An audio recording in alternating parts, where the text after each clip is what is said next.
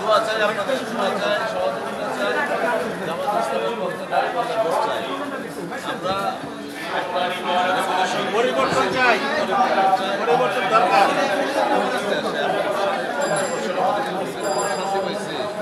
চাঁদাবাজ, সন্ত্রাসী, দখল, বেদখল, কোনো বিচার নাই, সালিশ নাই, কিছু নাই। ইনশাল্লাহ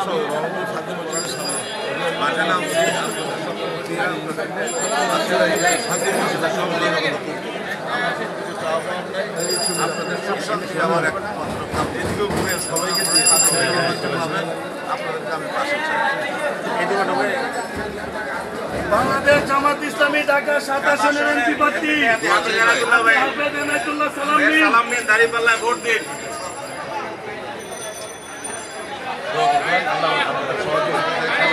আমরা আপনাদের খাদেম থাকতে হইতে চাই।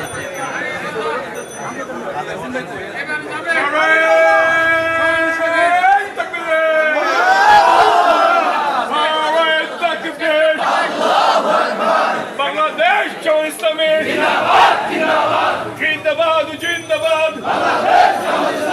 আল্লাহর আইন চাই, সব লোকের শাসন চাই, দাঁড়িপাল্লায় ভোট চাই। জনাব এনায়েতুল্লাহ সাহেব বাংলাদেশ জামাত ইসলামীর পক্ষ থেকে দাঁড়িপাল্লা প্রতীক নিয়ে নির্বাচন করছে, এনার ব্যাপারে আপনার মন্তব্য কি? এনার কাছে কি আশাবাদী আপনারা?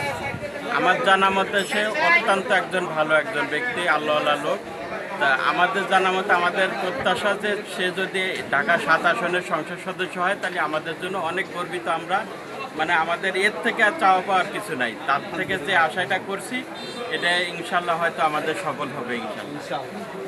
দোয়া করেন আপনারা সবাই যাতে আমরা সফল হতে পারি।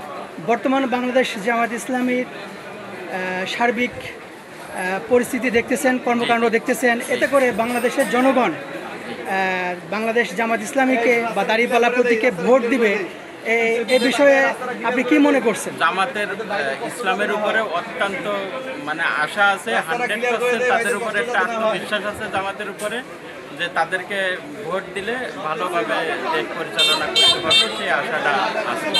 100% আস্থা আছে জামাতের উপরে বাংলাদেশ জনগণ।